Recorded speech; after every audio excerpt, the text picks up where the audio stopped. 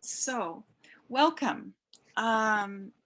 Tonight, we have as our feature readers Jane Munro and Ian Williams.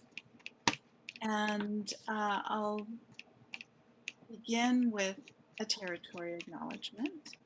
I'm speaking to you from Vancouver and from the traditional unceded homelands of the Musqueam, Squamish, and Tsleil-Waututh nations. I invite you to consider and acknowledge the territories from which you are joining us tonight. We also want to acknowledge the generous support of the Canada Council for the Arts, the League of Canadian Poets, and the Writers' Union of Canada. I'll begin with just a bit of housekeeping to say that we will keep everyone in the audience muted for most of the proceedings unless you're speaking at the open mic or you're one of our readers. The outline for the evening will be that we'll begin with 5 of our open mic readers at 3 minutes each, and then we will have our first feature reader, who is Jane Munro. We'll take a short break, have our second open mic segment, and our second feature reader, who is Ian Williams. And then we'll have a short Q&A, or as long as we want, with the authors at the end.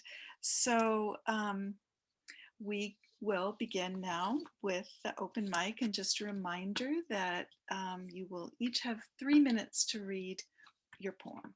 So the first person on the open mic tonight is P.W. Bridgeman. Are you there? Yes, I'm here. Hi. Could Hi, you Adrian. please read for us? Thank you. Thank you. Everyone can hear me? Good. I actually have 2 poems, but they're both very short, and I think I can well fit within the 3 minute time limit. They're from a new book of poems, my second, called Idiolect. This is a proof copy. It will be coming out later this summer from Ecstasis Editions. There's a fair bit of dark content in this book, but I'm going to focus today on some of the lighter content. And the first of the 2 short poems is entitled, Maybe It's Time to Start Smoking. Maybe it's time to start smoking, in memory of Al Purdy. Sitting at my desk in my singlet, hunched over the keyboard, the night dark and humid outside my window, it's too hot. That goddamned housefly won't leave me alone, and the words just won't flow. Hair's graying and untidy, yes. And I'm getting older and crankier by the day, no denying that either. But just looking more like Al Purdy doesn't help me write like him. God damn that fly.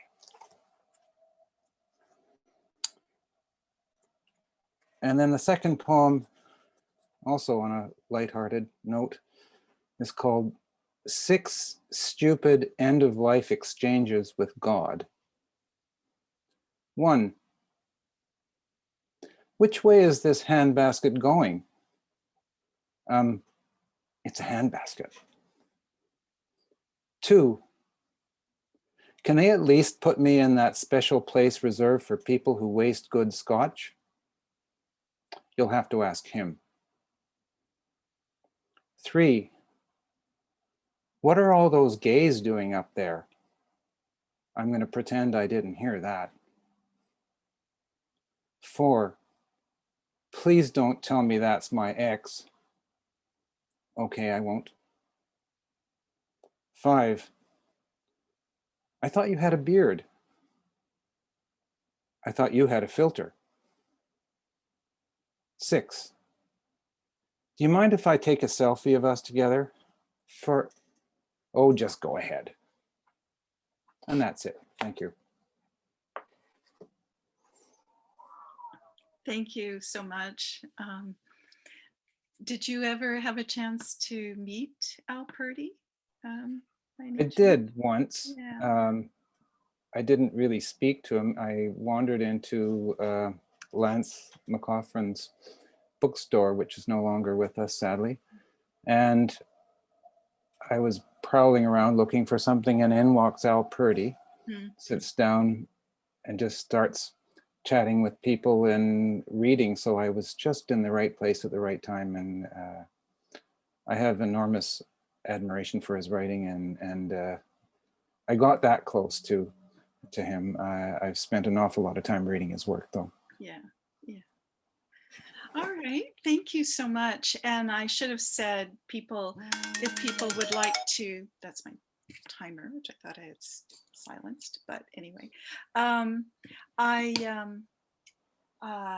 people are welcome to put comments and show appreciation in the chat. So our next reader is Kieran Egan. Kieran, are you here?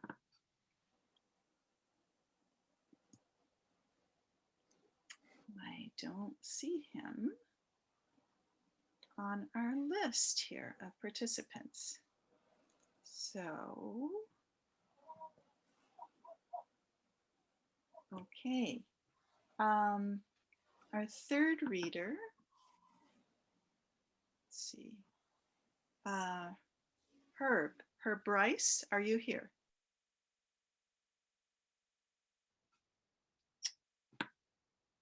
Okay, he seems not to be here as well. So our fourth reader is Sirufi Hari Prasad, and forgive me if I have not pronounced your name correctly. And please tell me if you're here. And hello? Hi, can you hear me okay? I can. I can barely hear you. Is it fine now? Yeah, we don't see you on speaker view at the moment, but hello.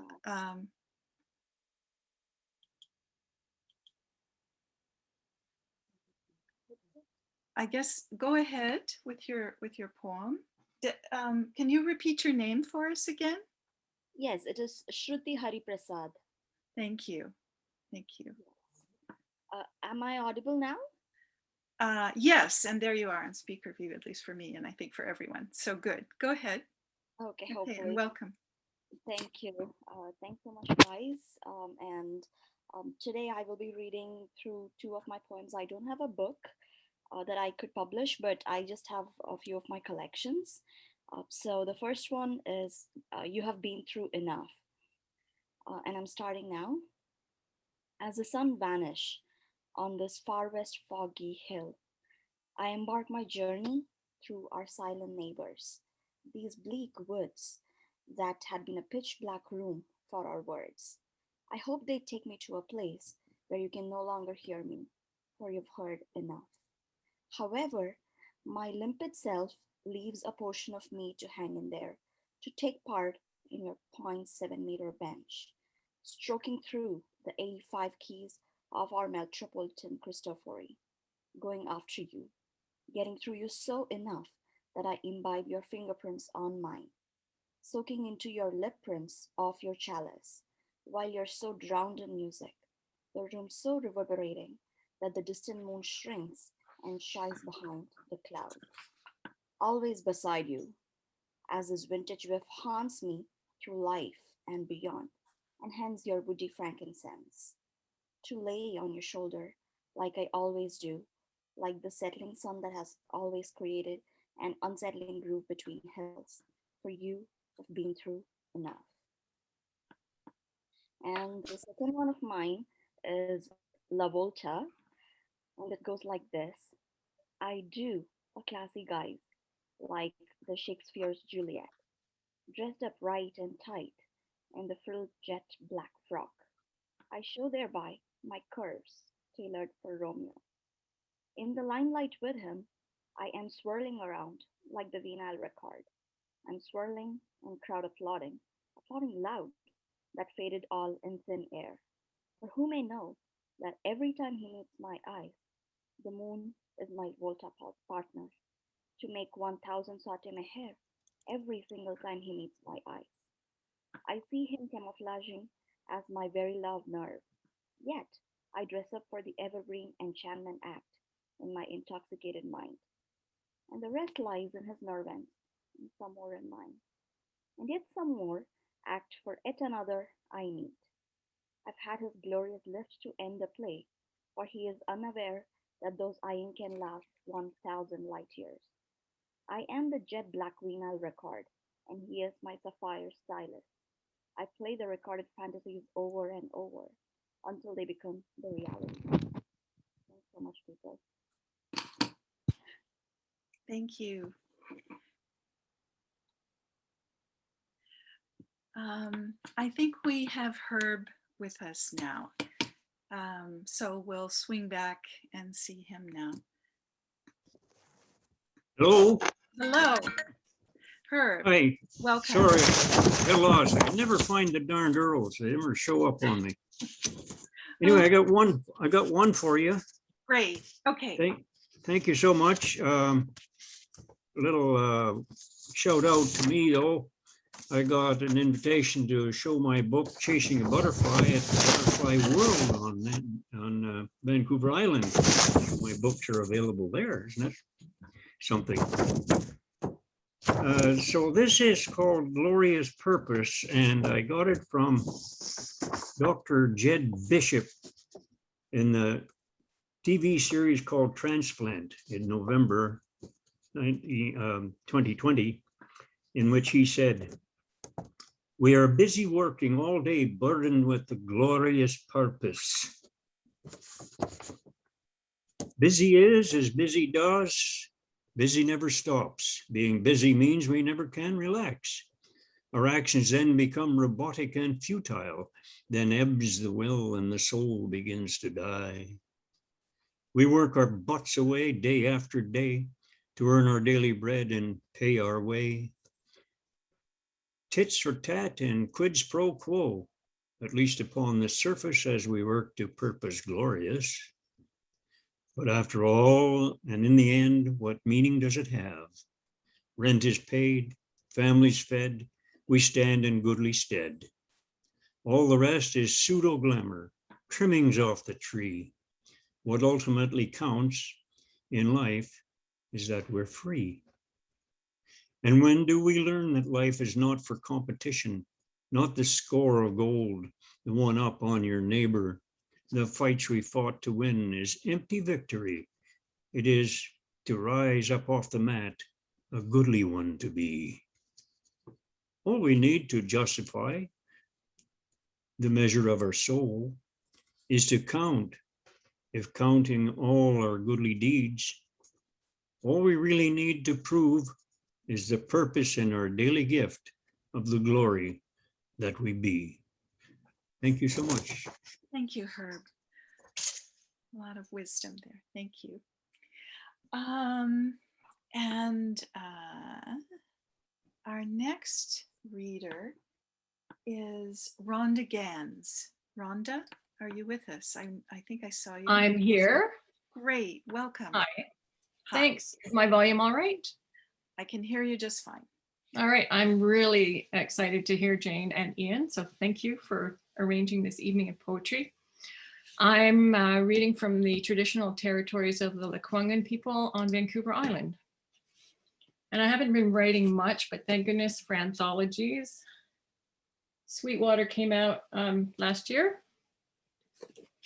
And I'll read you my poem from it called Catching Rain in a Paper Bag.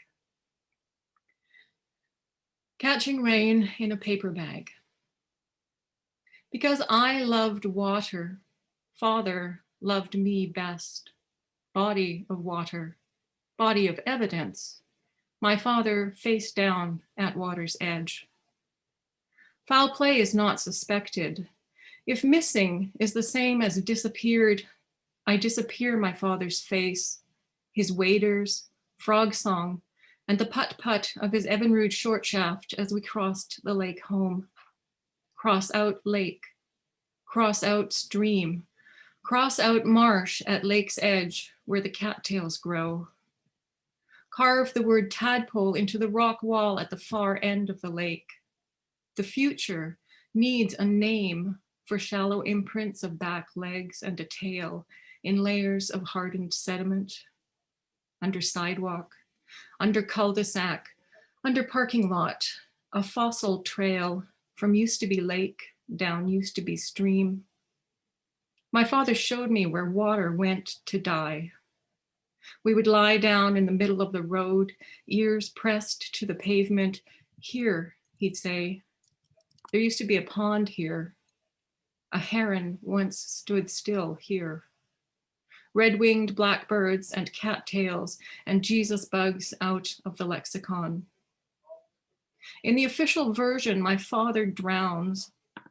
In mine, he gives his last breath to the lake trout, imploring them to grow eyelids and elbows, adapt or die.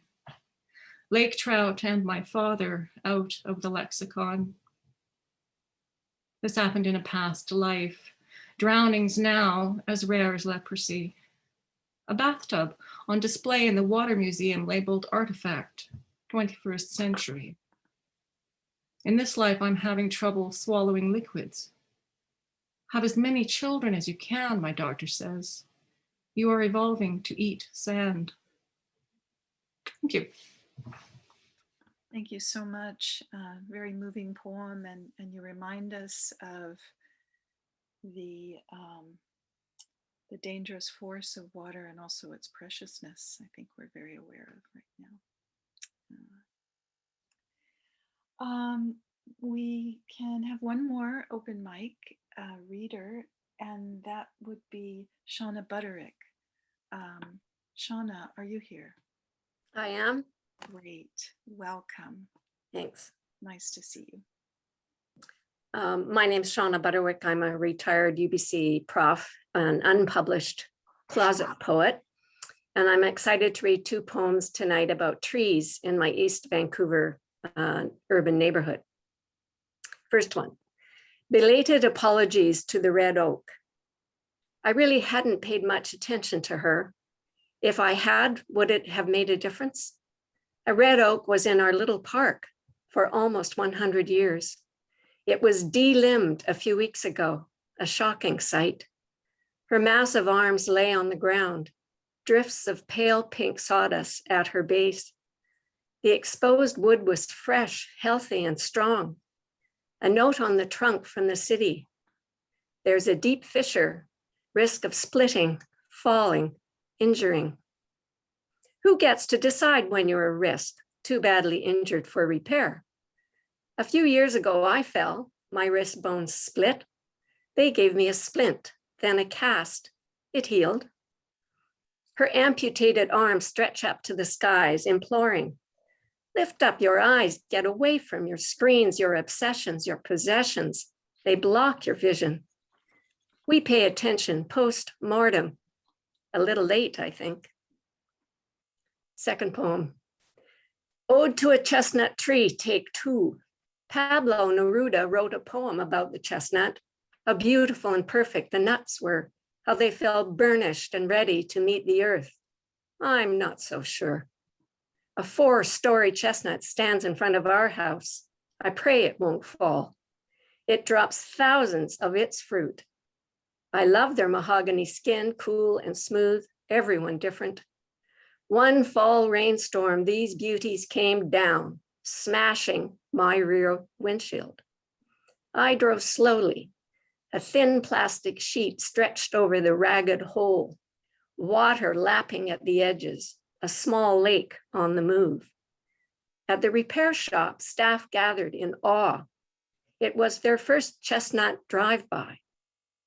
Harriet, I've given her a name now, continues to grow and drop her offspring, but she keeps our house cool in the summer heat, and she's a playground for squirrels and crows and children. Under her canopy, I've created a rock garden, leave painted stones for the kids. They crouch down, pick their favorite. Her teardrop leaves wave, forgiving me, maybe. Thanks. Thank you. Very good. And one of our audience members, Ria Tregova, welcomed you out of the poetic closet, and we hope we will hear from you more from you. So thank you very much. So it's time for our first feature reader tonight, and that is Jane Munro. Jane's most recent poetry collection is Glass Float from Brick Books. Blue Sonoma won the 2015 Griffin Poetry Prize. Her previous poetry books include Active Pass, Point No Point, and Grief Notes and Animal Dreams. Her prose memoir, Open Every Window with Douglas and McIntyre, will come out this fall.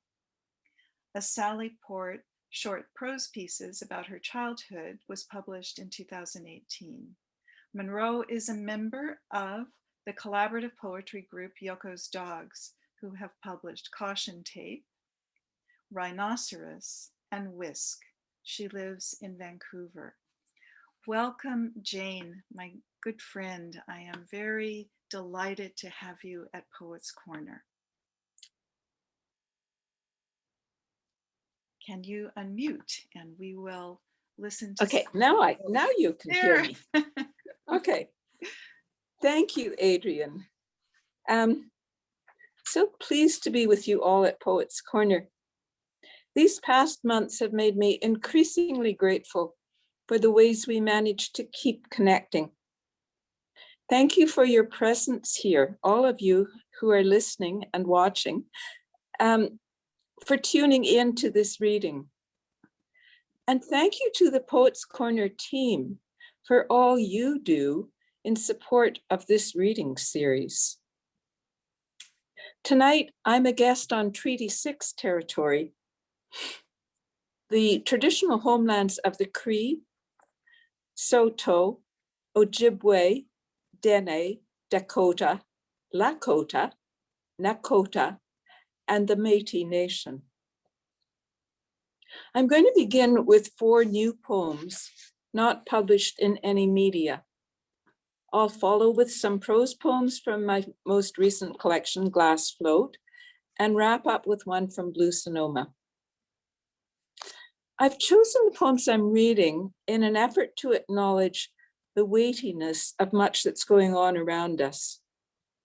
The fires, our grief over climate change, systemic and abusive colonialism and racism, losses, deaths, extinctions. It's a challenge to carry that weight without being weighed down. I look forward to the discussion after the reading. So the 4 new poems that I'm reading, The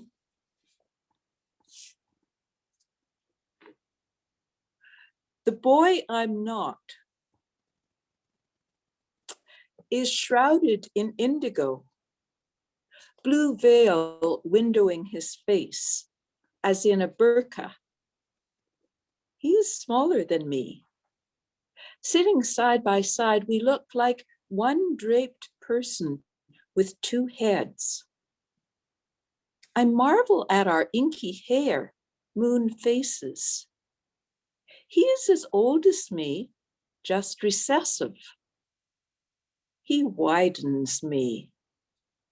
This is the body's kindness. Indigo reminder of persons uncounted, voiceless persons, lingering as the soul grows its capacious banyan. A city's watershed beneath our homes, and in ourselves, a forest. Why indigo? Because it's naturally translucent as any evening sky. Because, like woad, it's fermented from plants. Because it's old.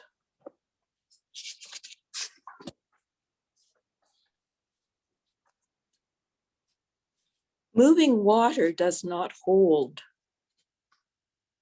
the leaf it carries. Moon, now gibbous, swollen as a pregnant belly, flows from phase to phase. My hand goes to where your heel jutted up. Hello, you, passing through. And yet you are you, another discrete body, earth and moon, pas de deux. A few golden birch leaves cling to the tips of slender branches. Snowflakes fall. It will snow all morning, the forecast says. And in 3 days, the moon will be full, its face gliding horizon to horizon. When I see you, moon, scale cloud drifts. Yes, it's you, light on your feet.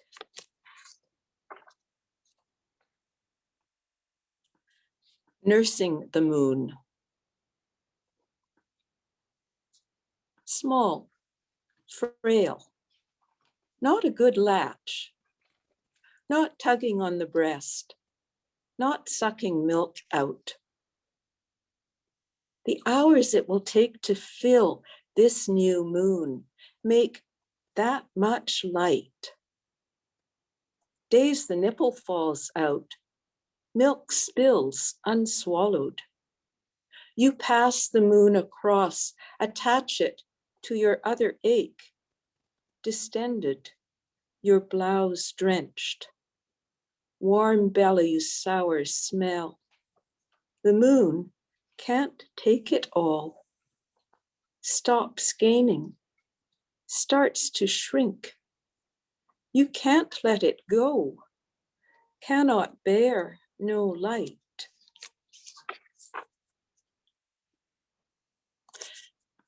And this fourth poem I chose in honor of the prairies where I am tonight. Each kernel's beard glistens. Plush crop wind strokes, just to brush air's skin on sun's promise. Polishing green almost to silver before yielding the wealth lifted from soil. The rippling abs of the continent. Quaking aspen take over, abandoned trails in a bush my friend tended. What's happened to the paintbrush that filled the ditches? Where are the daylilies? Cabbage moths flirt when the wind drops. Canola, no longer called rapeseed, candy bright. Bison, a gourmet meat.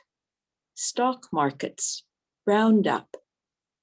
Acres of wheat just before sunset, not yet golden, but glorious. Light to be kneaded into loaves. What makes the fields vibrant is their understanding of green beneath the grain's shining heads, glimpses of stems, leaves, an understory of shades. Fallow built up over decades of farming, centuries of grasslands, herds of buffalo, people who followed them. Walking with shades, I seek shade to walk in.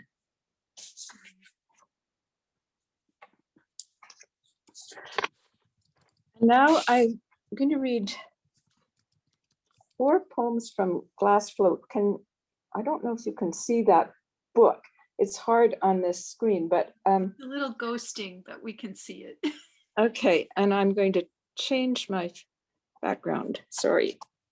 Okay.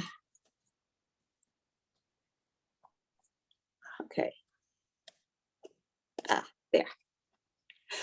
Okay. The title of this book, my 7th, comes from a real glass float pictured in the background behind me. It came to me through my family. I'll start this section with the poem it inspired.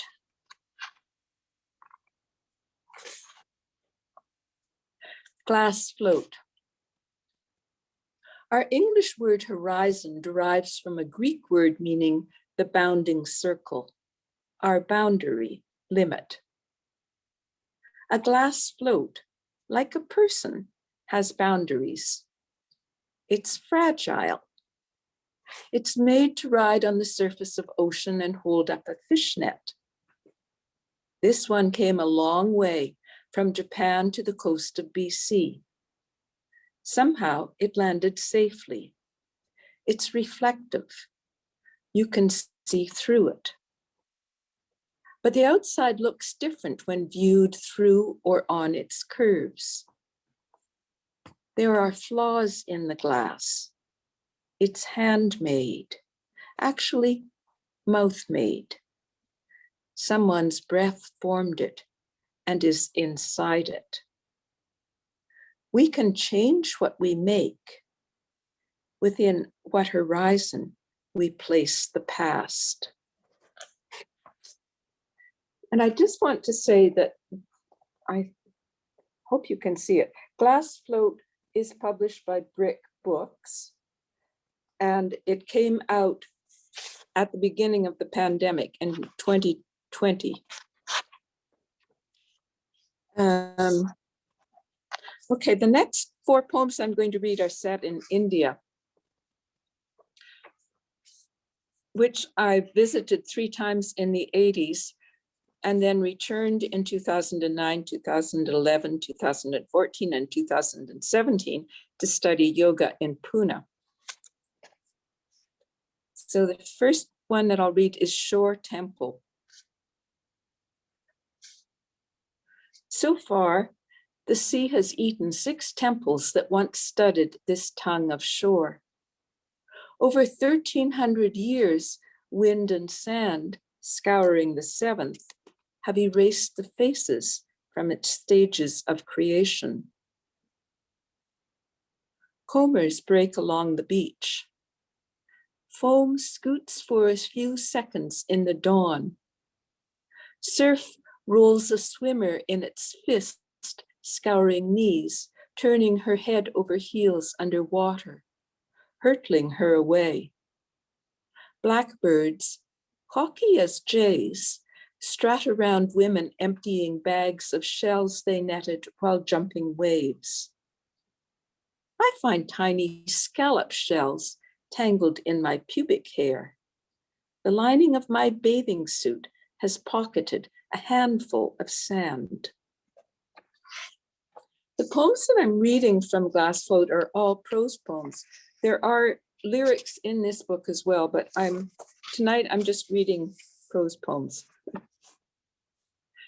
The next 3 are set in Pune. Half a Hero. Up at 5:45 a.m. to go on a heritage walk in the old city. Before the traffic builds up, an architect leads you down lanes and byways to look at 500-year-old buildings. You didn't know that Pune was then the seat of government for an empire that stretched from the Himalayas to Sri Lanka, won by the Maharashtra nobles and warriors. A painting on the wall of one mansion celebrates 3.5 heroes, 3 who won wars, plus another man who worked to build a just and healthy city. But he did not fight wars, so he is only half a hero. It's a hierarchy from the past, and Malala just won the Nobel Prize. But you wonder what counts as courage today? Not as outlier, as norm. The political cachet of fighting wars. And that old lie, dulce e decorum est, pro patria mori. The mansion is beautiful, Wooden ceiling, arches, cypress pillars in the motif of banana flowers, a central courtyard. The rooms well lit, well proportioned, spacious, empty now. Wars, empires, uncountable contradictory ancestors passing on codes. Like your microbiome in the unseen murky depths of your bowels, influencing what you take to be human. November 9th, 2014. And the last two poems I'll read from Glass Float are poems I wrote while studying with Geeta Iyengar. Geeta's Clues Against Depression, number 1. Today, Geeta tackles depression. Like a detective, she's been investigating it. Her father's death less than 4 months ago. Keep your eyes on the horizon, she begins. Widen the gaze to take in all your periphery. See it on a big screen across the back of the brain, as if it were projected on the inside of the skull. Notice you can still see the ground, everything, without strain. Or with her. Trial and error to do this to keep your balance. It works better than fixating on something in front of you, spotting. Geeta goes on. If you wear multifocal glasses, take them off when walking around. They make you drop your chin to look at stairs or obstacles in your path. Draw your head back and let the neck rise up easily to support it. Lengthen the little muscles between the neck and the skull. Shine like a full moon without dispelling the dark. Did she really say that, you wonder? The last part? Possibly. Or what she said made you think of it. The moon is close to full. You saw it last night when you got up to pee. December 4th, 2014. Geeta's Clues Against Depression, number 3. When you're seated for pranayama, Geeta offers another clue. Let your mind be in every cell of your body. Breathe into the dark places where you feel stuck. Yogis call the tailbone the small mind. You wonder why. Vestigial bone? Perhaps it's your monkey mind, switching, letting you hang from a branch, almost a fifth limb. Find it, she says, light it up with your breath, lift it and ask it what it's thinking. Let it talk for a while in its own language. Listen to your little toes, your fourth toes, armpits. Laugh at yourself, with yourself. Be a network, a community of a self made of many. Be a populous city of working cells. Delight in your multiplicity. Later, in Shavasana, your mind following your breath, you begin to wonder how you know you are you. You discovered as a baby, your mother wasn't you. If you didn't cry, she didn't know you were awake. Then an ongoing accumulation of vestigial selves. 6-year-old, 16-year-old, At times you catch their feelings, slick and squirming, pulled from the dark you float on.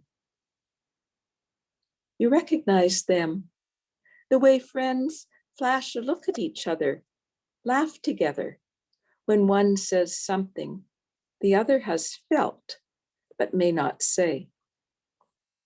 December 4th, 2014.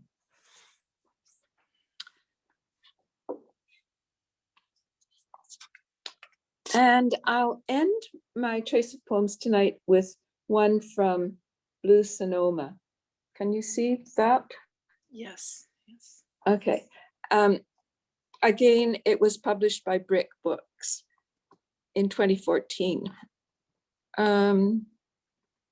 Okay. And I change my background.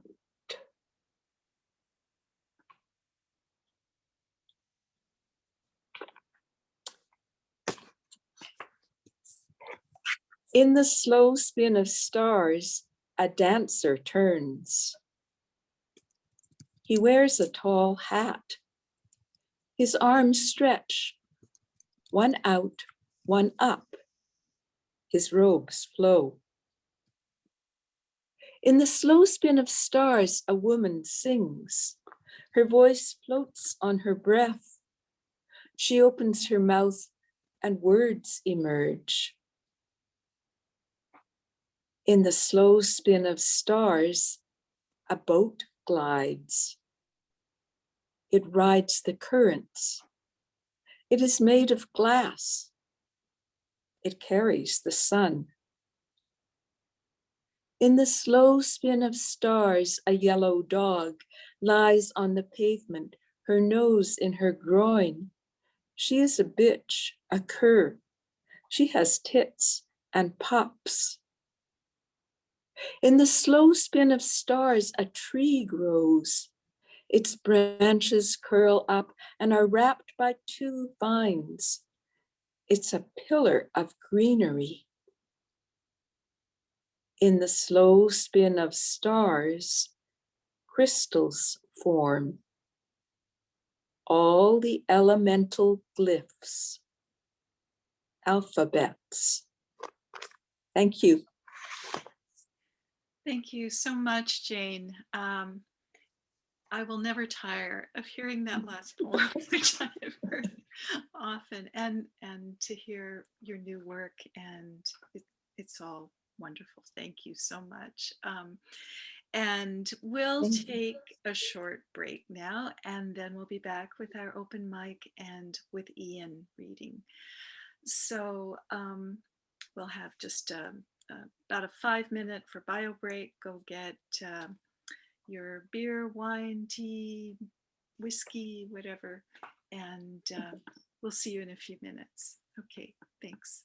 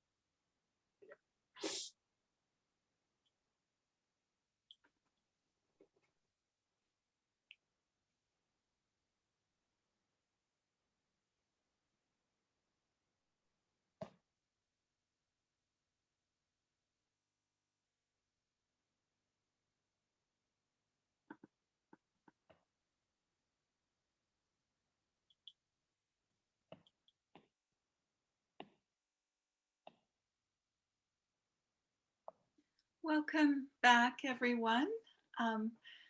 I'll give us a few minutes to reconvene and let you know that this will be, we believe, the last of our Zoom readings for a while. We will be moving from the 2D world that we're all living in now back into the fully 3D world we hope in the fall. And that will be at Fairleigh Dickinson University, which is a lovely venue we have on Cambie Street downtown. And we have some very good poets confirmed for October, November, December. And you can read about those in our newsletter. I'll bring your attention to our website here to show you where you can sign up for that.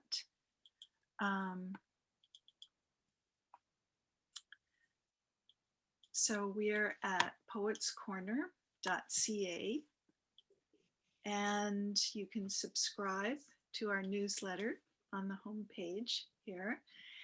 And I would also like to draw your attention to the golden donate button. And if you want to support poetry and Poets Corner, please donate whatever you can generously offer to us. We are very grateful for your support. I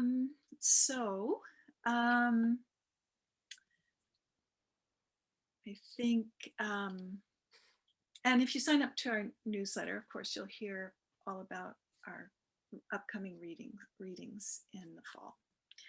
So I think we can begin with our next open mic readers now. So just a quick reminder again, these are 3 minutes each. And Kathy Bourie, are you here with us tonight? Yes, I am. Yay. Okay. Thank you. Please read for us. Thank you. Hello, everybody. My name is Kathy Bourie. I'm a graduate of the Writers Studio at SFU and the author of The Long Hello, Memory, My Mother, and Me. I'll be reading one poem from my completed manuscript, The Origin of Other, a feminist reimagining of each of the 156 original folk and fairy tales of the Brothers Grimm. This work takes the form or structure of found, erased, or discovered text in which the sculpted poems create a layering, deepening, and recontextualizing of each original tale. The sister. The sister wallowed in luxury, gambled gold, and squandered wealth. Nothing's left but misery and a quiet hunger for appeasement. After a week, she rode 6 horses into a harnessed wind and wept for 3 days, remembering her former life.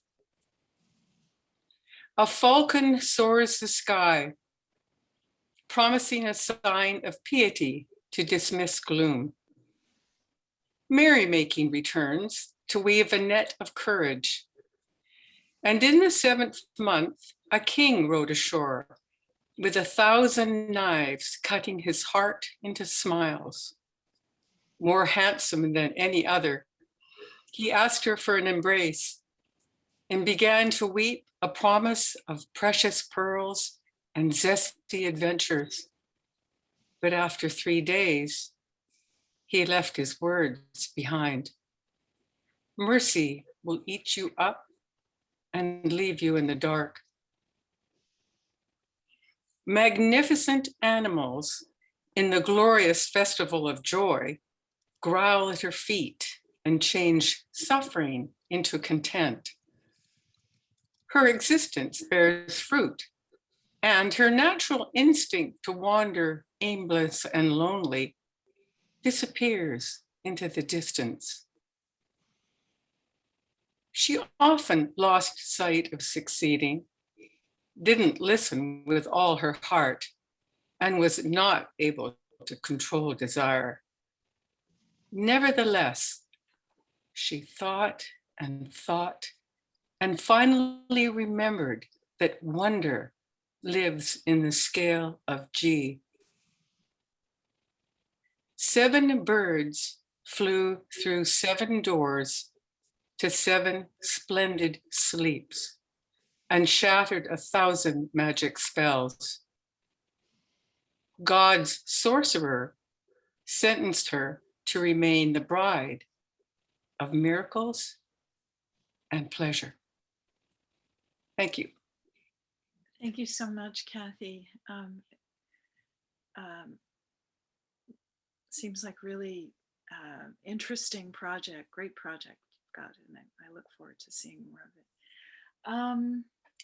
And our next reader tonight is Marianne Pingelli.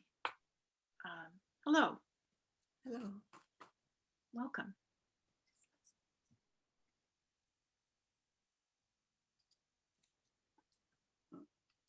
You're very quiet. I just lost my poem. Oh. I just have to, there it is.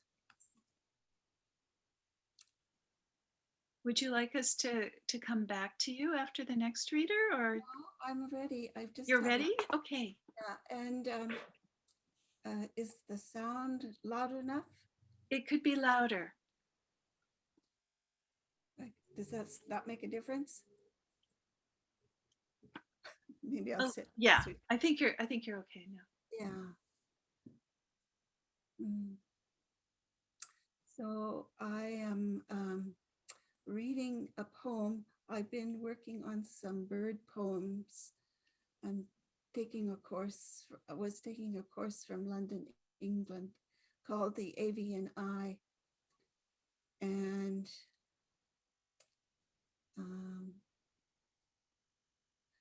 I guess the other thing I'll say, I'm on the territory of the Tsleil-Waututh, Coast Salish, and Squamish in West Vancouver, which might have a little something to do with the poem.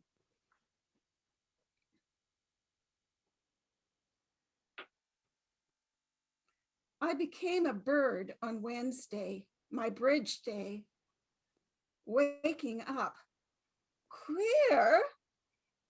Wings, no hands, my body incomplete. Scrawny,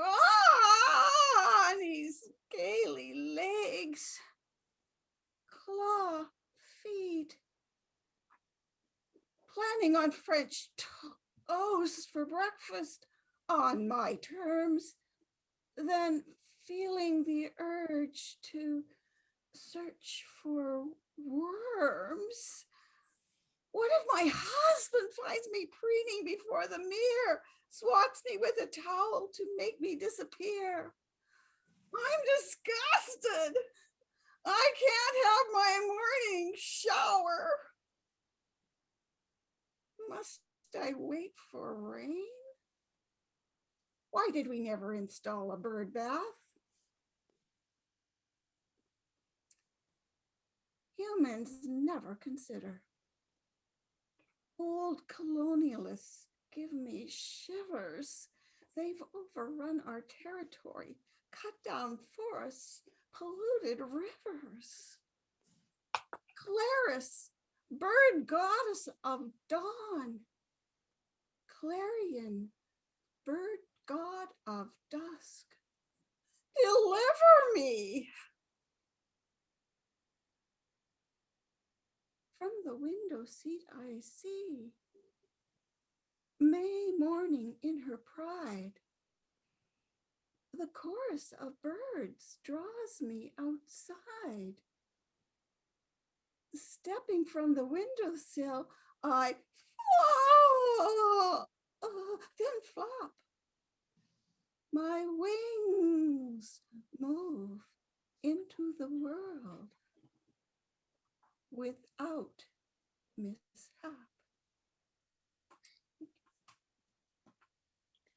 Thank you. Thank you so much.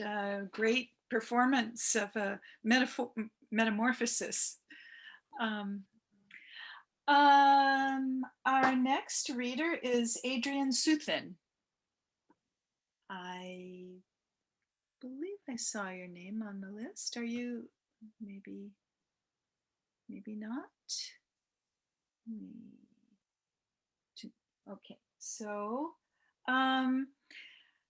our next reader in the open mic is one of our team members, Evelyn Schofield. Hello. Hello. Okay, you can hear me okay? Yes. Okay. I'm going to read a poem called Glenbrook Ravine, which is a poem about a ravine in New Westminster that was formed by a creek that flowed into the Fraser River. For about 100 years, it was the location of the BC Pen, an infamous federal maximum security prison. Today, the ravine is a park with a lovely garden and a turtle pond at the lower end. There's also a display case containing the original cast iron bell that was used at the prison to signal everything from shift changes to prisoner escapes. Here we go. Coolness rises as I descend into the ravine. The path leads to a pond with a garden where I find 3 turtles and a prison bell. The turtles bask on rocks under the warm sun. The prison bell rang many times each day.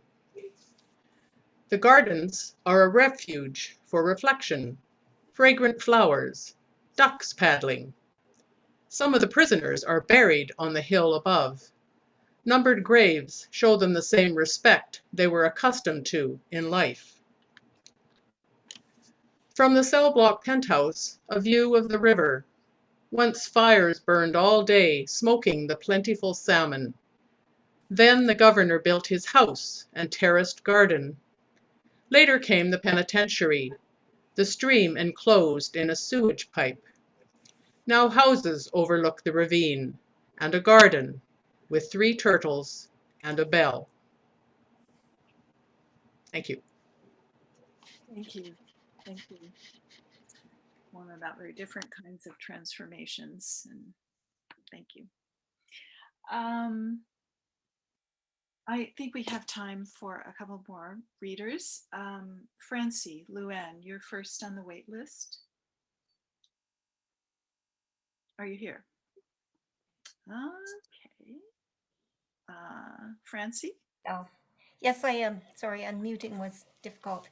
Okay, this is my book from 2020 from Ecstasis Editions, and it has very fine prose on the back by one Adrian Drobny. And I'm going to read, I've been moved by the floods in Europe, so I chose to read a poem about a flood in the city of La Plata, the capital of the province of Buenos Aires, where we have stayed most often. And it was in 2013. The flood, La Plata, April 2013.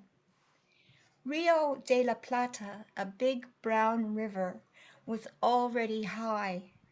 The rain came a cantaros in buckets for 2 hours. 1 or 2 meters entered houses. People drowned in their homes. In Los Hornos, a family escaped to their newly built tower, saved neighbors. A grandmother across the street was placed on the dining table, where she was buoyant, supported by tall children.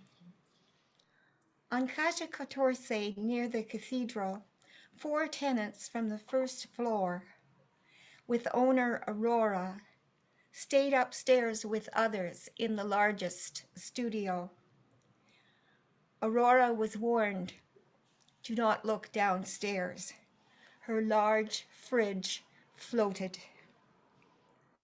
Lydia clung to a light post. Sergio stood all night in the bus station. It was the heaviest April rain in a century. 500 people died. The government says 50. The government says no children. Now, 8 months later, you've gone to the store. Rain pounds on our tin roof. I follow you with 2 umbrellas. Leap across water on Caja 14. 5 minutes later, water now over our ankles. We have no choice. As I pass people taking shelter, I wonder, who was here then? Who lost someone? What caused the flood of April 2013? The rain, yes. The drains, yes. Something about Los Puertos, the doors, the gate. An explosion, a fire. People I ask don't seem to understand, even scientists. We've been told it will never happen again. On April 2nd, 2017, the 4th anniversary, we watched the rain on Caja 14. I should say that I'm reading this with a Buenos Aires accent. They call my accent Canadian down there, but instead of saying as you would in Mexico, Calle 14, the street 14, it's Caja 14. And another exception is the Y is a just sound. Thank you. Thank you. Thank you for sharing that. Our last open mic reader tonight is Dee Allen. Are you with us? I believe you are, Dee. Yes, I am. This is Dee Allen calling in from Oakland, California, USA, the traditional land of the Ohlone Nation. And I'm going to do one poem for 3 minutes. And if the host, Adrian, will let me, I'm going to use the share screen feature to assist me in that endeavor. I will need to make you a co-host, I believe, to do that. Cool. All right. Let's see.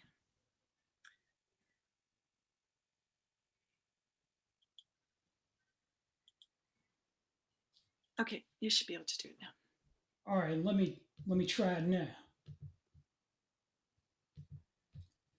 On this, the last Zoom open mic of the Poets Corner, I'm going to do this one piece that's on the screen, inspired by a writing workshop that I attended last September. This is called In 3 Stanzas. For Adria Blackman and Rashad Rayford. I too am America, but the exclusion from Tamar, the dinner table admits privileged company still. My color continues to be a strike against me, despite the claims of equality. The back door is still the only entry point, and the dinner guests see me as far less than they. Today, justice is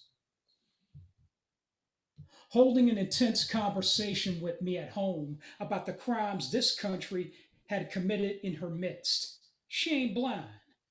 This Native American sister with braids is going deep into the well of her people's history, how they were suddenly made prisoners and underdogs on their own land, a large mass of dispossessed. Let me tell you, justice wasn't all about sorrow. She laid some hope on me. For justice is proposing on how the iniquities of the past can be reversed, the best, smartest ally this darker brother can have.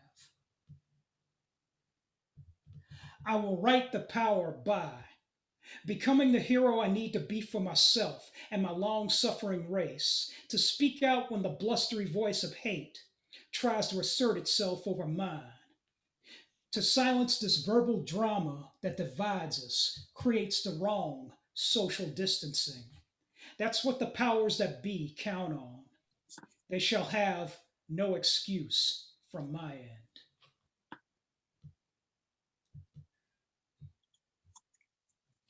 And that poem was called In Three Stanzas. And it's going to appear in an upcoming anthology called The Poeming Pigeon, From Pandemic to Protest. From this mic to your ears, I'm Dee Allen. Thanks for listening. Fight the war on racism on all fronts. Thank you. Thank you so much, Dee. And thank you to all of our open mic readers. And now we have Ian Williams. Ian is the author of 5 books. His novel, Reproduction, won the Scotiabank Giller Prize. His last poetry collection, Personals, was shortlisted for the Griffin Poetry Prize and the Robert Croach Poetry Book Award.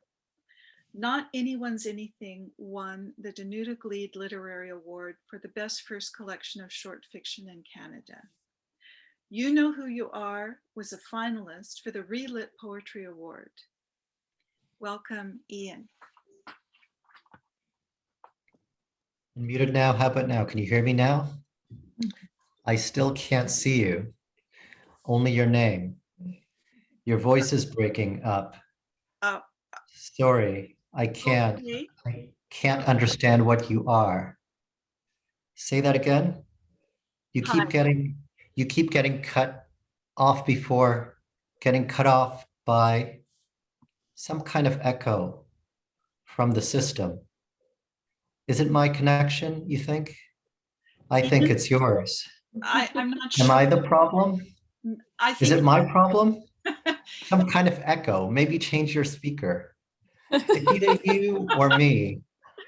I don't think it's me, but you never know. It says I'm connected, it says. Are you getting a signal? I can try. Where do I find? I'm not on my phone. I don't see it.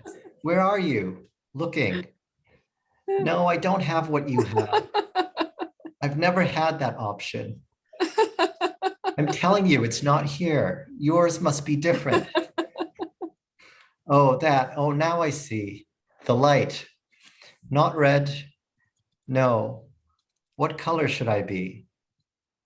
Nothing I can do. There's nothing I can do about that. And we're losing time. We can go on without fixing it as long as we can hear each other. You sound better than before. The echo is still there, and I still can't see you. You can see me, but I can't see you. I'm not at home. That's so funny. This is not my house. It's just my background. I don't know how to change that. People change it for me. They said nobody wanted to see my old background. It was too messy. So they set me up against this fake background. If I'm not careful, I disappear into it. Do you see a white outline around me? Whenever I move, whenever I look behind me, look what happens. I'll show you again, but then we have to move on, okay? See? Swallowed up by, see? Now should I share my, how do you share? Why don't you share yours instead? Hi, good night, everyone. Oh, I really wanted to do that. Right? I don't normally do those things that are sort of like performance piece kinds of things, but this poem begged to do it. And I don't know how long we'll have Zoom to do these kinds of playful things. So this is one of probably the last few Zoom events that I'll do. So that's a new poem that I wrote clearly during this pandemic, as you can see. And so I'm coming to you from Toronto, from the traditional territory of the Mississaugas of the Credit, the Anishinaabe, the Chippewa, the Haudenosaunee, and the Wendat people. and home to many First Nations people and Métis people as well. I love this Indigenous resurgence that we're having, where we're relearning the places where we've always been. It's great to hear where everyone else is. And I'm like, I don't know where that is, but I'm learning where that is. And what does that mean? So thank you. Thank you, Jane. Good to see you in this format again. Jane and I used to meet every week in Vancouver, but we can't do that anymore. And Adrian and Poets Corner, thank you for organizing this. Let's see. So I'm going to read a few poems from Word Problems. It's my collection, my most recent collection. And then we'll have a Q&A. And maybe I'll stay on the short side rather than the long side.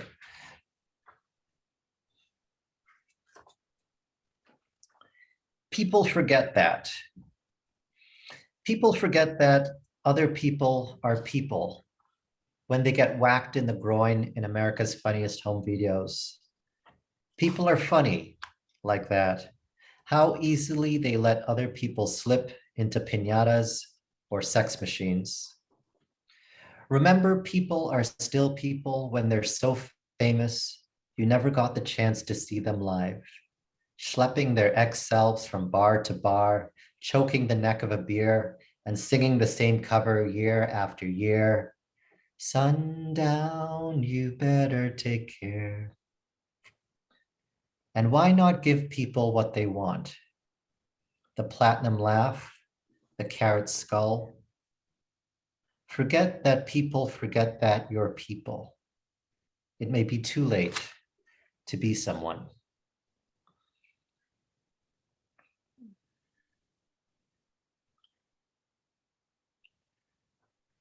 Here's a little love poem. And there's a lot of noise in this poem. So your attention is going to drift away and then come back and it's all fine, okay? So lots of noise, just like in our lives. It's called Cliché. Cliché. I was all the cliches of a man in dopamine. What are you doing now? Are you thinking of me as well? Should I message you? I made myself sick. There were 48 unread emails, and you're the type A to keep a minimalist inbox, and B, to leave your phone at home and go biking through the rain. Apparently, one gets little hits of dopamine every time one gets a ping. So said a YouTube life coach. He came highly recommended based on my previous viewing history. Should I buy you a grocery store bamboo? When will I see you again? And after that again, when will I see you? Was it me or did you ping when our elbows found each other on the armrest? Did you mean to ask me to the killing of a sacred deer or was it a chemtrail? Another, 49. Let me count the ways. Let me not to the marriage of true minds admit ... Last chance for insider previews before pre-construction sales. What is your iPad access code? I saw a runner at an intersection wearing spandex that cut off at the knees and naturally thought of your needs. For a while, everything pointed you-ward. The weather was or was not like it was when you zipped your windbreaker to your chin. Like a Vegas croupier, I tried to deal my thoughts, to get them all out, as they say, on the table. It's over. It was nothing and never knew. You might as well start listening here. Just adjust the tense. Oh, my love's like a red, red rose that's newly sprung in June. Oh, my love's like a melody that's sweetly played in tune. You recognize that Robbie Burns poem at the end there, right? All the cliches of a man in dopamine. Maybe that's how we're going to talk about love in the future, right? Not I'm in love, but I'm in dopamine with you. I'm getting a serotonin fix from this relationship. Everything's become very technical, right, these days. Let's see.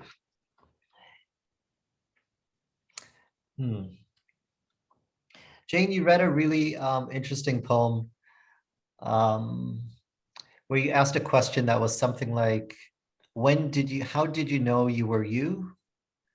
Can you come on, Jane? And it was, and when did you know you were you?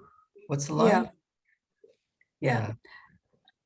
How did you know well, just a sec. I'll read it, that bit. Yeah. It's that Elizabeth Bishop moment, right? From one yeah. In the waiting room.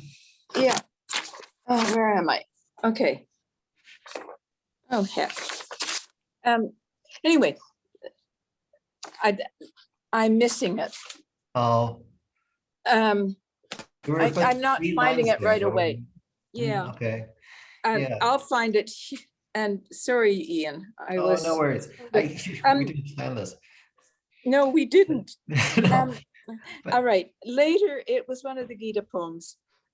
Later, in Shavasana, your mind following your breath, you began to wonder how you know you are you. Yeah. And then I went on. I was thinking you would go on. Right. Oh, well, you want me to go on? Well, you discovered as a baby, your mother wasn't you. She didn't know you were awake. If you didn't cry, she didn't know you were awake. Right. So that was actually true. I mean, I did discover that. Yeah. This separation, right? When you discover that you are not like an extension of something else, but you are you, right? Yeah. And you are somehow separate from other. I've been fascinated by that for a very long time. And I think poets have in general. So after hearing that, I added a poem to my list here. I'm going to read a poem. It's called. Thank you.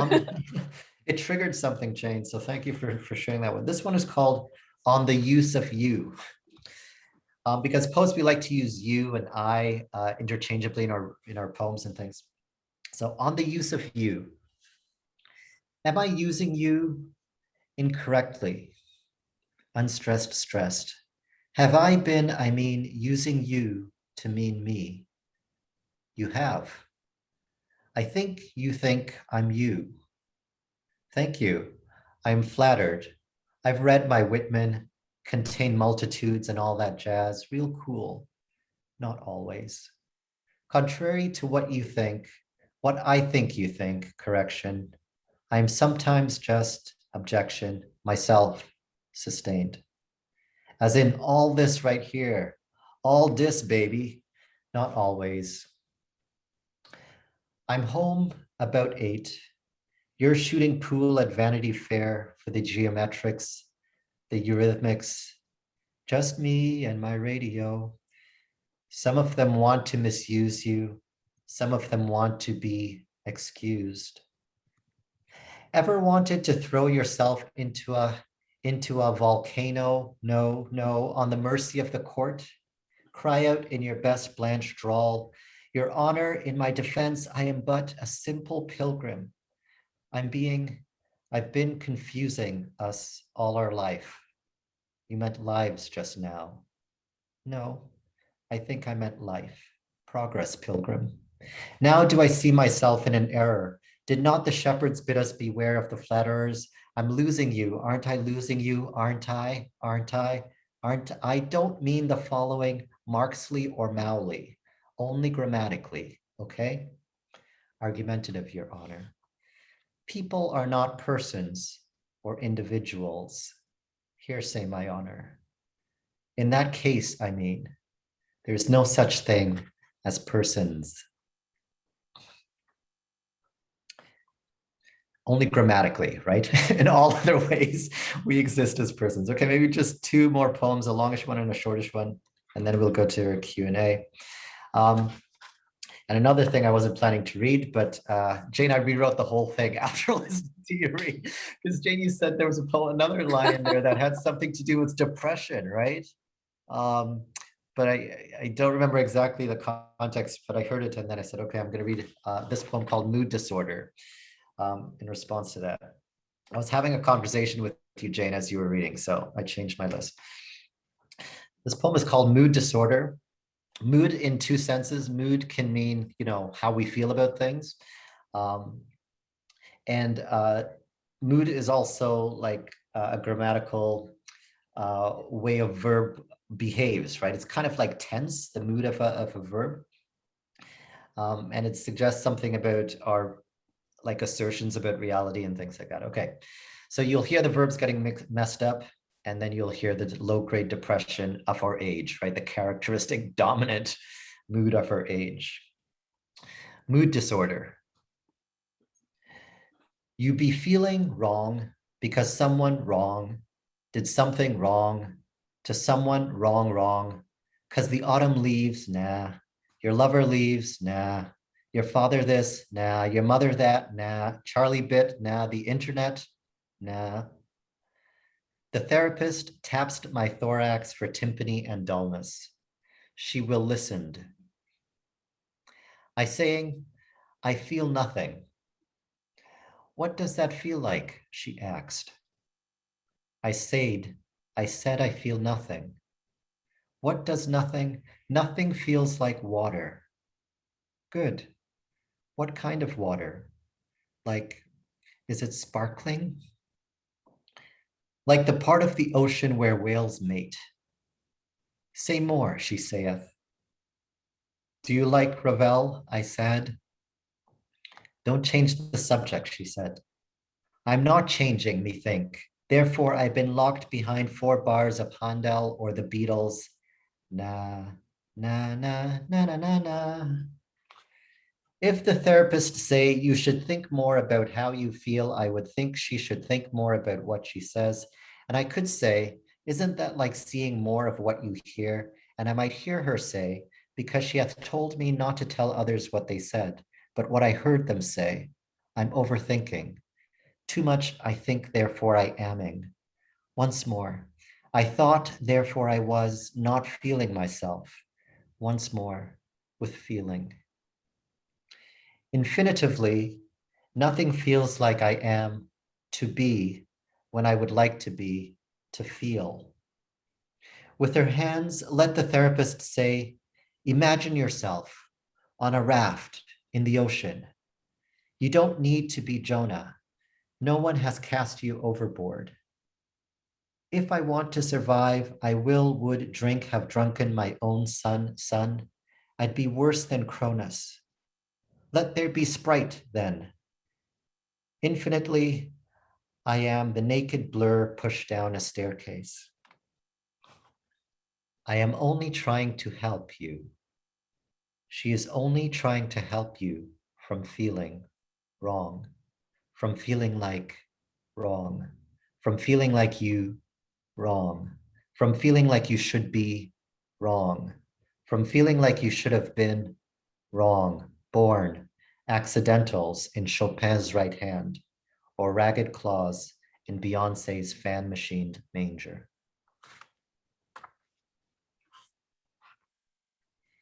Next poem.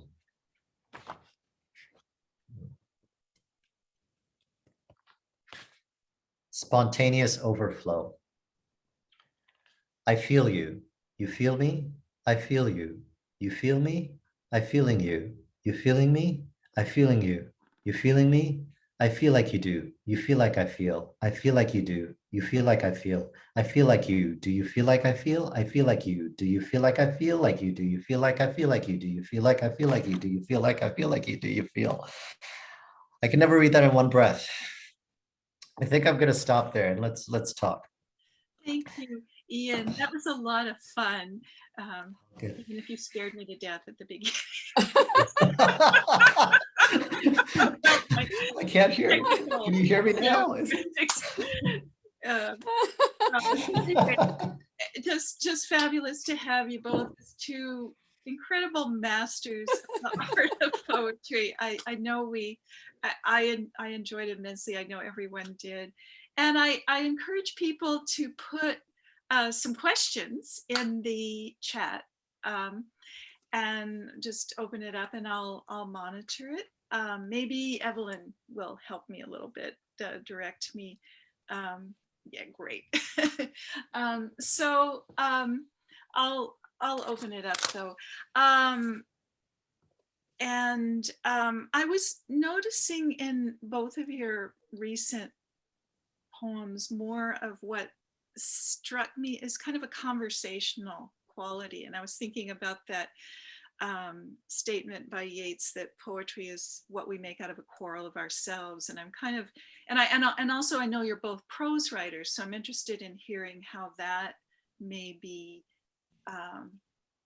either a growing influence or not in your poetry, and maybe whether, I don't know if you agree with my perception about that. So I just like to hear how do you feel your prose is influencing your poetry, and what kind of arguments and questions are you grappling with? I guess that's the heart of my question. So whoever wants to. This is so funny because Jane, both you and I were writing poetry and prose at the same time, right? Over the last few years in Vancouver. Yeah. And like Jane was steadily working, and not just poetry and prose, but we were both kind of writing like nonfiction too. And I think mostly the pattern goes from like poetry, you might write some fiction, and then, but maybe not some nonfiction. But it's curious though, and I think there's something behind Adrian's question here, that why were we drawn to those two genres instead of, like, we weren't writing screenplays and we weren't writing fiction. And in my case, I mean, Jane will think about the question, but in my case, I think after like reproduction, the novel is a big kind of like production of like artifice, right? It's very constructed and all of that. And I think the next thing that I wanted to do when I wrote prose was to be very as close to the truth as possible. And poetry has that effect on me, but also my poetry is very like constructed too, right? And artificial in a good way. And when I started writing nonfiction, there was no hiding for me, Jane. I'm really curious to see what you think, but there was no hiding. Your life is out there, your thoughts are out there, your feelings and opinions all out there. And so for me at 40 years old at the time, that was the riskiest and boldest thing I could have done, right? To write nonfiction. Yeah. Huh. That's fascinating, Ian. I find I was working on my memoir a lot of the time that we were talking to each other, and it was risky. It's definitely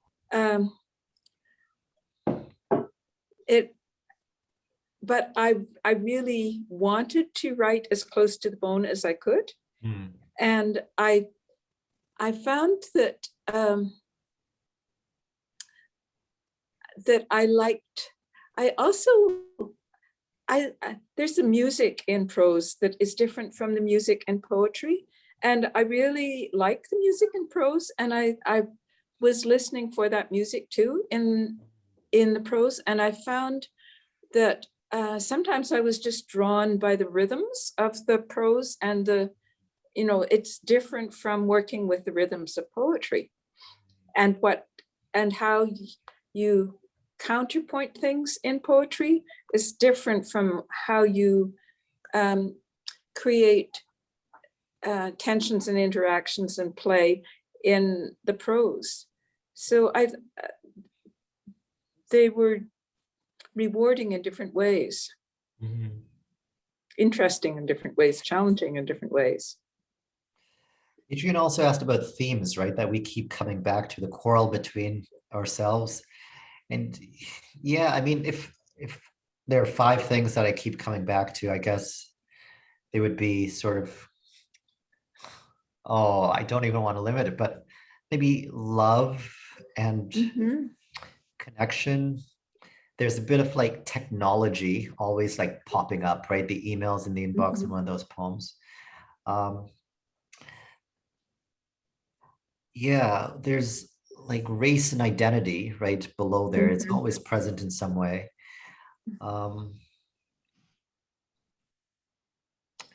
Yeah, I guess this is the flip side of the love and connection part, but that's the loneliness, right? So maybe that counts as one complete whole rather than 2. Yeah, And I guess the other theme is not so much a theme as it is an approach, and that is just play, right? A kind of structural kind of playfulness and everything. So, Yeah, the word problems. yeah. Yeah, I like mathematics too, but Yeah. Yeah.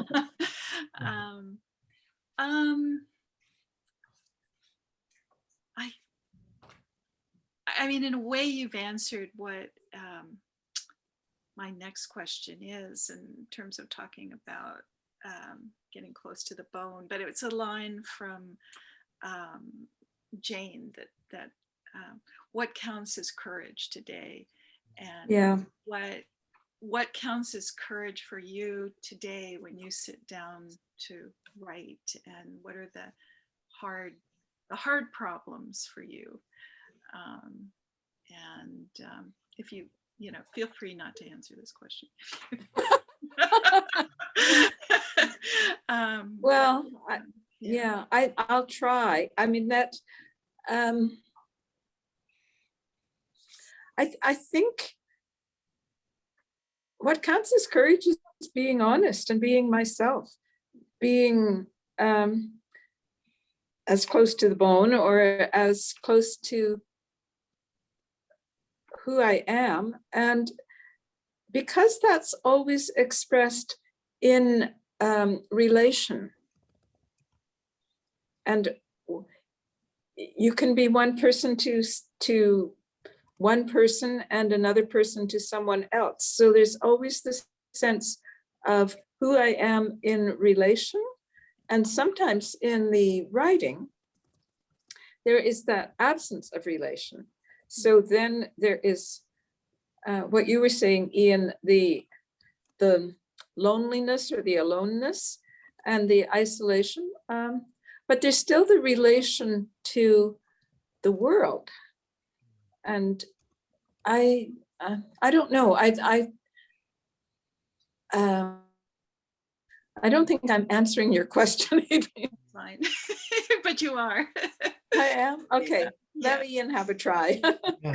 yeah, I agree with Jane. And I think the most courageous thing is like to be honest, right? To be honest.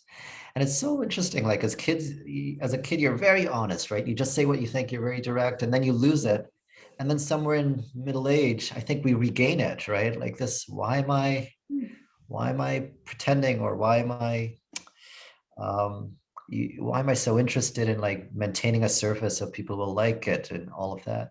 And then to become honest again and to be who you are and to hold your opinions, even at the risk of like having Twitter get angry at you and all of that. Like that's really courageous these days, right? That's a new, frontier for all of us.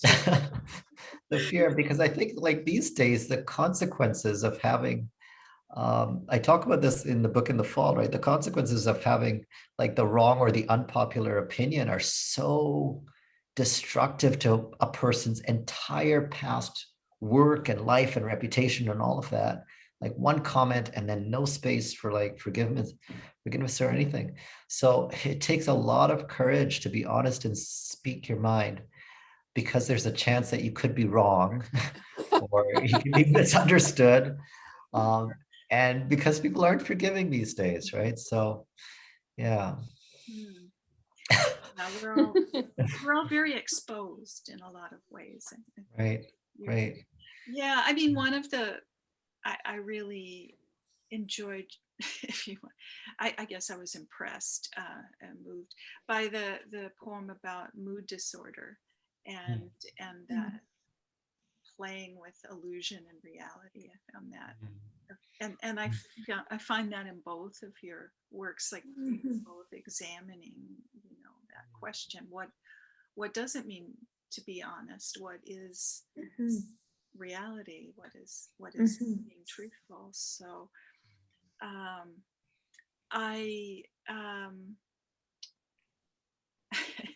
okay, so there was another phrase that I came up at the very beginning of Jane's reading, and I'm going to just ask this question if you want to respond to it. And then I wanted to ask you if you have questions for each other, because I'd love to hear anything you might want to say to each other. in that regard. But I think, Jane, you had a statement about the weight of colonialism, I think. And I just would like to hear what that weight is for each of you, which I think how you experience that weight. I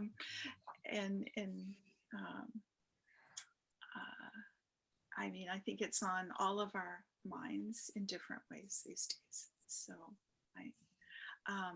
and I mean, that's, I guess really the question is about in relation to your poetry. Where does that weight appear? You know, where does it exert its force in your poetry? Well, since you're starting with me, it exerts its force in me. I come from a very colonial background. My family were colonial, and that is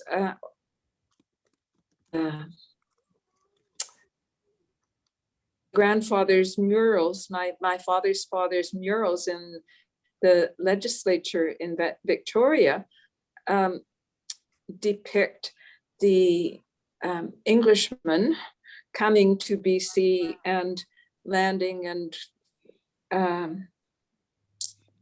founding the colony. And I grew up very close to my grandfather. He was a painter and artist, and I admired him and enjoyed him. He gave me painting lessons, and I was honored that he had painted the murals in the Parliament building, or we called it the Parliament building in the legislature. And my father was colonial, my mother was colonial.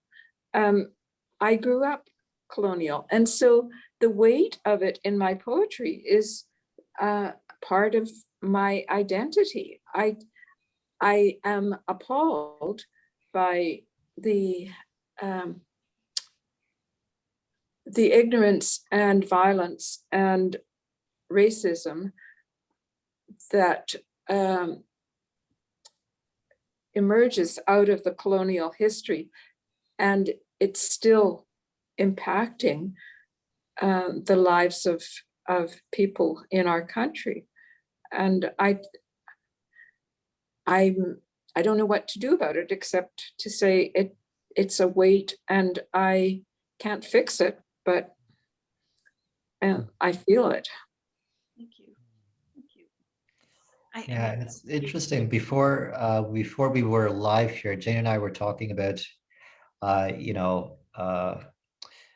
the residential school system, right? And how your relationship to like an institution, a church, changes when new information comes to light, right?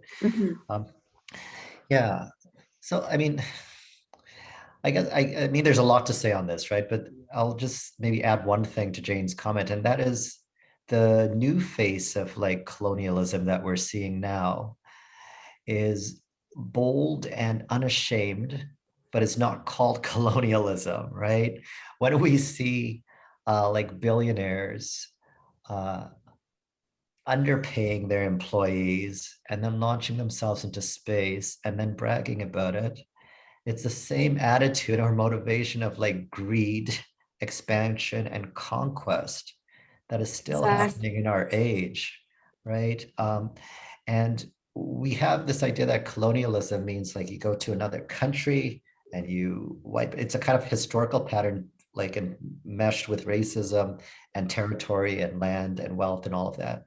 But there are other forms of colonialism that are very active and alive and well in our society, and it all needs to be sort of examined, and another system needs to emerge in its place.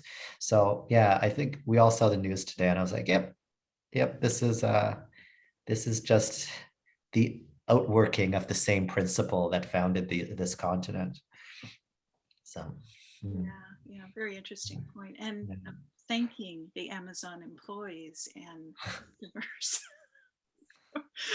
Anyway, there's got to be something to write about in that. But There's a question from one of our audience members to both of you. We all have a sense of our better and our lesser selves. How do you negotiate with yourself the extent to which you allow either or both entry into your writing? And that's from Tom, aka PW Bridgeman. So I can repeat that if you like. We all have a sense of our better and our lesser selves. How do you negotiate with yourself the extent to which you allow either or both entry into your writing? So you're, you know. Maybe I'll jump in with this one here. I don't think about it in those terms there, Tom, but I feel like the lesser self is the one that gives me all of the great content, right? All of the things that I was obsessed about, all of the things that I can't solve, and all of the miseries that I feel. Like, that's the lesser self, right? Why are you still like attached, and why can't you, and why you, that guy? But the better self is the guy who sublimates it, right? Who takes all of that material and says, whoa, wouldn't this be a cool poem?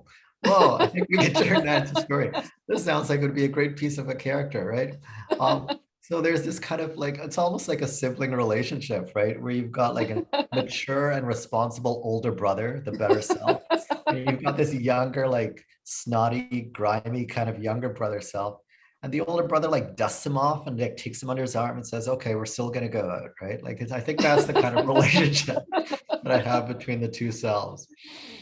Were you an only child, so you were your own older brother? No, I was the younger brother.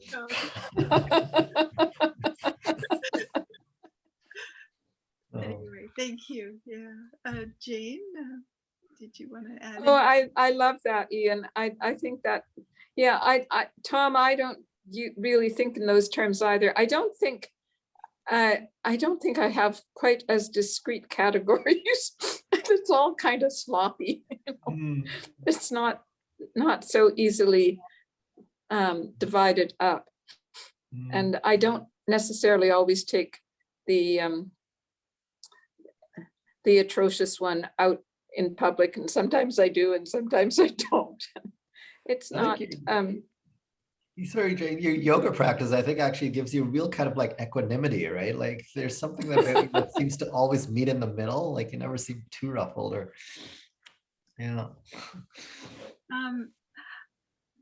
I'll just offer you the chance to, well, there's one more thing I wanted just to plug a little bit for Poets Corner, which is the 1-minute poems, which I forgot to mention before, which Ian has on our website under that category, and so does Jane.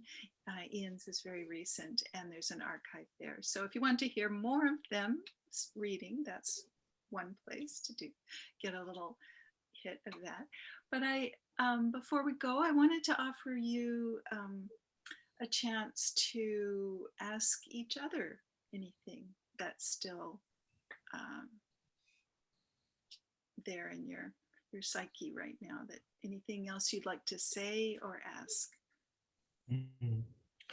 Well, maybe it's more private, but I guess I could ask what I really want to ask Jane. So Jane said she was working on a novel. This all happened before we came live. So Jane, how is that going, and where are you in it? Oh, thank you for asking, Ian. Well, I'm only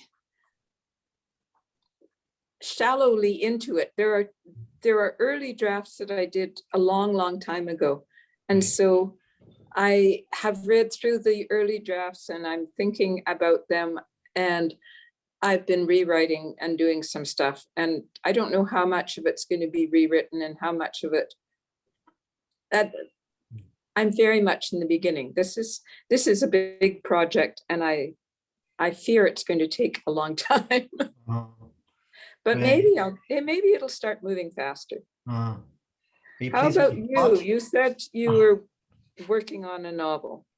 Well, yeah. Are you pleased with the plot of yours? I feel like if you can pin certain things down, right? Like you can move forward. Well, that's what I've been working on. It is trying to figure out the plot and exactly, because that was why I stopped writing it when I stopped working on it, was that it had problems that I didn't think I could solve. So I've been trying to figure more of that out. and just trying to figure out how I feel about parts of it that I have some uncertainty about. Yeah. Yeah. So I'm also working on a novel, not this very minute, okay? Like in the big working on scheme of things, yeah. Working on a novel. I'm writing like smaller nonfiction pieces right now. And the novel, you know, just when I think I've crossed a line with it, like I've achieved something, then a few weeks later, I think about it and I realize like it's just, that's not it, right? And so this is a process of writing. You get closer and it feels actually like I'm just clawing through the earth, right? And I think I found the right artifact. I think I've done like some archaeological revelation, and then I realize, no, this is like part of it, but the real thing is somewhere there. And this, so I dig a little bit more, and I'm pleased with myself for a while. And so it's that process that it just, that final resounding note hasn't been hit yet. And it's not like the climax or the plot or anything, but something like the heart, you know, like it's that weak heartbeat right now. Yeah. I get it. Right. I'm sort of looking for the same kind of thing. I'm trying to get there's I know what happens more or less, but right. I there's stuff I haven't quite figured out about the characters, and right. there's and why this is so significant. Yeah. And if you can get like those things understood or figured out, right? If you can get that heartbeat like strong enough in the book, then the rest of it will work out. And I guess what I'm waiting on now, or working towards, not just waiting on, is like some sense of confirmation that this is the project. This is indeed the project that needs to be written, or that I am envisioning, right? And right now it feels like I'm close to the thing that I want to do, but this is not actually the thing, right? So I'm waiting on that big confirmation and that strong heartbeat, this moment with the novel. I really enjoy, sorry, Jane, you were gonna... No, it's okay. Oh, I was just gonna say, I agree. yeah, I really enjoy hearing the visceral element and the intuitive element to your creative processes. And I am, you know we're going to enjoy and admire the results, and that they will be true and wonderful. And thank you for being with us tonight. It was delightful. And I guess I will just say good night, farewell. Thank you for staying into the wee hours.